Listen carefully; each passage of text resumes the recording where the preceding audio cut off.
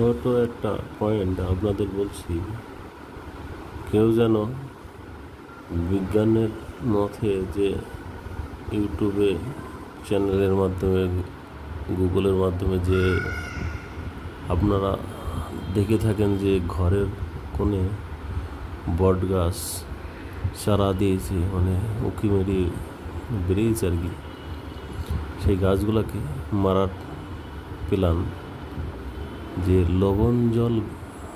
জলে লবণ গুলিয়ে গরম করে দিলে পরে ওটা মারা যায়। কিন্তু ওটা করবেন না, কিন্তু ওরা শুধু অঙ্কেতে বলে, রেজাল্ট তো জানে না।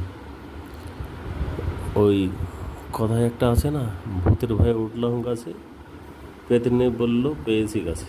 তার মানে কি, আপনি গাছটা মারবেন, তারপরে ঘরটা নোনা ফুটে হয়ে আপনার ঘরটা তারপর আবার অটোমেটিক নষ্ট হয়ে যাবে। এটা বেকার বুদ্ধি।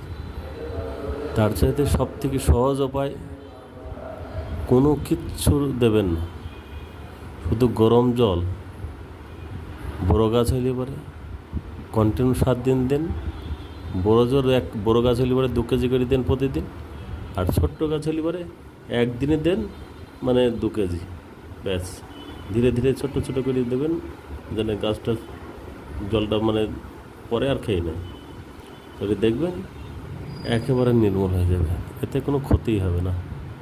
কিন্তু অন্যদের যে কথা, সেগুলা ওরা জানে না, যে ঘরের ক্ষতিটা তো জানে না, ওরা তো অঙ্ক কষি ওটা বলে।